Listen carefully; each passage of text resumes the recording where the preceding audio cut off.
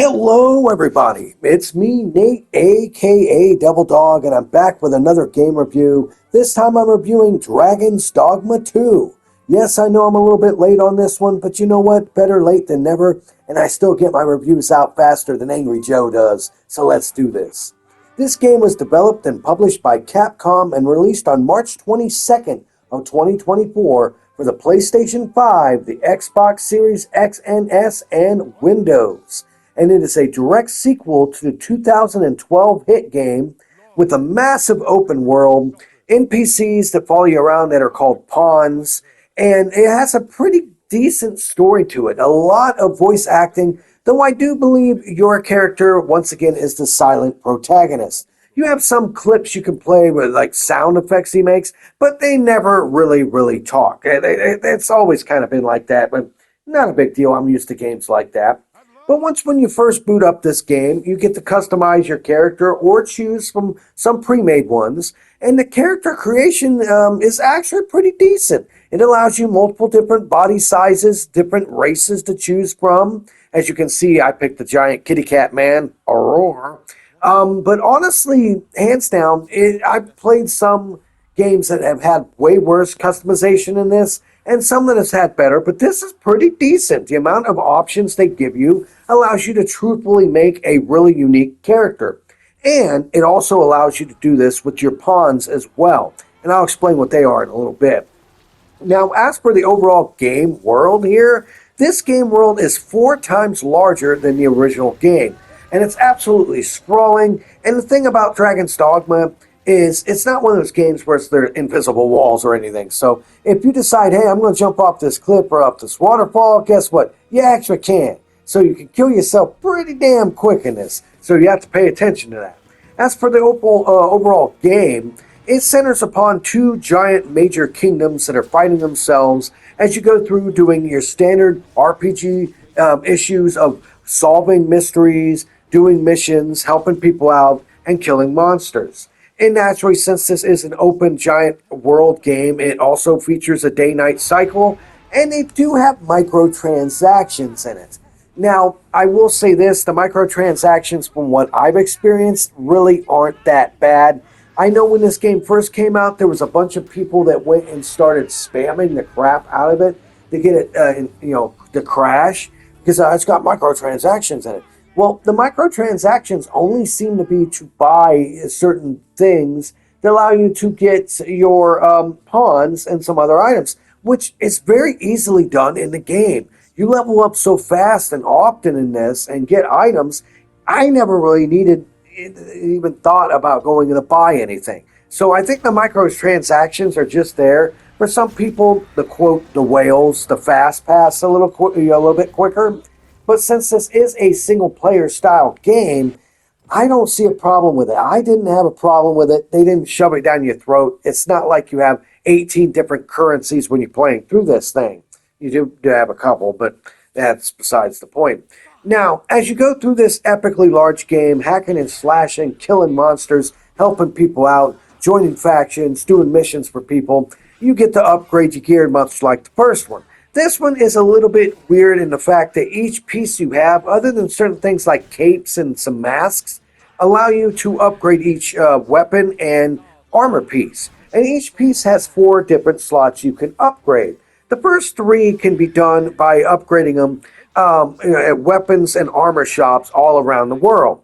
Now, keep in mind, it depends where you go, what status abilities and boosts you get. So if you go to one guy and you have them work on your armor or something, you may get a totally different thing instead of buying and having your armor worked on somewhere else. Like I said, the boosts are different wherever you go. Like I said, one will have like more strength in your sword, but then you can cast less magic.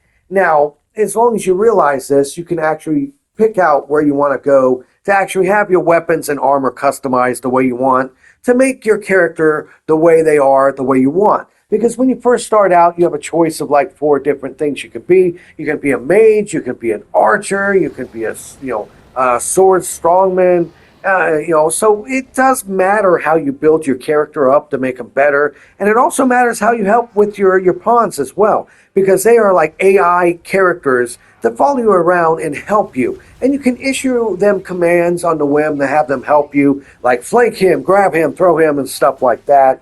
And honestly, it's pretty well done, though the AI sometimes seems a little stupid, but other than that, it still functions quite well, and I didn't have any issues playing through the game with these other characters. Keep in mind, you can custom create your own pawns, or you can also go online and, quote, download and play as pawns that other people have actually created, which adds a little bit more flavor because some of these people out there have made some really, really good builds with their characters. So it can actually help you or hinder you depending on how you go through this. Now, along with the four slots, only the first three, like I said, can be upgraded normally. The fourth one is weird. You have to do it at an NPC that's in Batal and use something known as worm life crystals. And these are only you can receive them by defeating drakes and dragons throughout the game. And it's pretty much like your uber ultimate upgrade. Now, keep in mind also, you cannot remove enhancements or upgrades once you actually apply them to weapons and armor. They're set in stone, so to say. So if you want to redo it, you have to wait until, honestly, you get to New Game Plus, which then they have a character that allows you to strip yourself and be able to reallocate your different enhancements, which I kind of didn't like. I really didn't like. Now, as for your character, he goes up in levels pretty quick, and he can get strong rather fast. And you have a max of 200 levels you can reach in this game. And once you do, you get this really like infinity signal that they just give you an infinity symbol. I guess it's easier that way. Now, as you're going through hacking and slashing, killing these enemies, there's some pretty nice epic boss battles you get to fight. One of the main things about Dragon's Dogma that was always cool was the boss battles and how you fight these guys. And this one is pretty much the same. It's really, really cool and awesome with these massive epic battles that you're fighting with these enemies. And so far, I think there's 21 different massive enemies you can fight in this game. So keep that in mind along with your lame-ass little goblins and other soldiers you fight. There's 21 different major monsters to fight. Now, as for overall game length, this game will take you roughly about 20 to 30 hours to beat it normally. Now, if you are a 100% completionist, this one's going to take you over 80 plus hours easily to be able to do everything in it. This game is jam-packed to the brim with content, tons of missions to do, tons of places to go, a massively huge open world to explore, and a bunch of really cool enemies that you fight as you go through as your main character, trying to basically, I'm not going to really spoil it, but come on, man. You got two giant kingdoms fighting each other, and you're kind of considered the ultimate holy one. You can figure it out. But in the end, can I recommend Dragon's Dogma 2? If you were a fan of the first game, yes. If you weren't a fan of the first game, then you're not really going to get much more out of this one than the first one. So if you were expecting a massive reimagining, no. The game world looks better, it plays better, it's larger, they have a lot more options, but it's basically, to the bones, the same type gameplay as the first game. So if you didn't like the first one, I would say you probably would not like this one.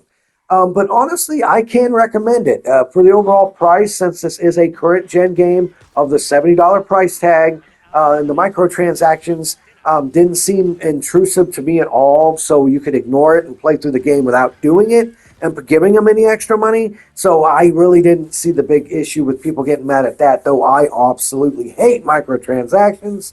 But in the end, I found this to be a lot better game than the first one. Much more grand and epic. That can play, the player that you play as plays great. He's fluid, flamboyant. How you can fight and attack these enemies, and these massive monsters that you fight are hands down the best part of this game. Just keep in mind, there's lots of dialogues and choices. And if you don't like that, he, or she, sir, ha, this will get annoying real quick. It really, really can. But in the end, I can actually say Dragon's Dogma 2 is a really good game, and I can recommend it to you if you happen to have a current gaming system and if you like the first one. Please leave in the comments below if you agree or disagree with me on my review. If there's anything you felt that I missed on this, Please give me a thumbs up, and remember, here at Devil Dog Gaming, we always end our videos by saying, have fun, play hard, and remember, people, the devil is in the details. Peace out until next time.